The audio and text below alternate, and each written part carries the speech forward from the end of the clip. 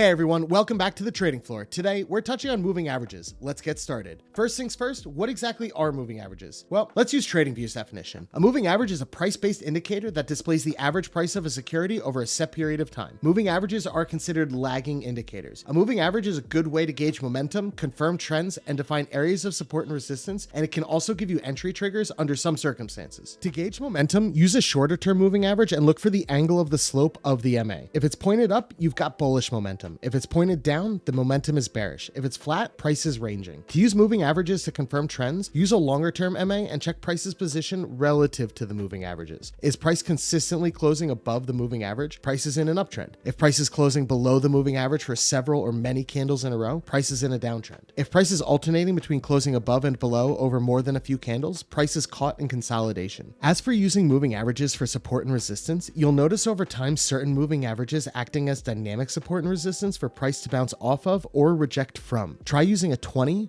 50, or 100 period moving average during high volume hours to see what I'm talking about. There's a lot of different types of moving averages, but today we're going to go over three: the simple moving average, the exponential moving average, and the whole moving average. Let's start with the simple moving average, or SMA. The SMA is calculated by taking the average of a given set of prices over a specific period. For example, a 10 period SMA on the daily chart adds up the closing prices of the last 10 days and divides by 10. This smooths out fluctuations and helps traders identify trends more clearly. The main advantage of an SMA is its simplicity, but it can be slow to react to rapid price changes because it gives equal weight to all data points. For a moving average that reacts to price more quickly, we look to use something like the EMA or exponential moving average. Unlike the SMA, the EMA gives more weight to recent prices, making it more responsive to new information. This is done using a smoothing factor, which exponentially decreases the weight of older data points. Because of its sensitivity, the EMA is favored by many day traders for identifying short-term trends and reversals more quickly. If you want to know the exact formula being used, it's on the screen right here, but just know that the important takeaway for an EMA is that more recent price data is weighted more heavily than the older price data. Lastly, let's talk about the whole moving average, or HMA. The HMA aims to reduce the lag often associated with the SMA and the EMA while maintaining smoothness. It does this by using weighted moving averages and adjusting the period length to make the line more responsive to price changes. The calculation for the whole moving average according to TradingView is going up on the screen right now, but the key takeaway is that it's a highly reactive moving average that does a great job at representing longer-term trends on lower timeframe charts. This makes the HMA an excellent tool for traders who want a smoother MA that still reacts quickly to market changes. Now let's talk strategy. One effective beginner strategy is the moving average crossover. This involves using two different moving averages, typically a short-term EMA and a long-term SMA, but you can mix and match and find what works for you. But just as an example, you might use a 9-period EMA and a 21-period SMA. The basic idea is to look for crossovers. When the short-term EMA crosses above the long-term SMA, that's your signal to buy. When it crosses below, it's a signal to sell. But to enhance this strategy, we can incorporate something like the HMA for bias confirmation. To decipher the bias, let's use the HMA and say that if price is above the moving average, we're going to consider it in an uptrend and look for buy signals when that EMA crosses above the SMA. If price is below the HMA, we'll consider price to be in a downtrend and look for sell signals when the EMA crosses below the SMA. This way you're trading in the direction of the overall trend, which will increase the probability of successful trades. Remember, like any strategy, you've got to backtest and practice before trading with real money. If you found this video helpful, like and subscribe, and if you're interested in joining the trading floor, click on the link down in the description.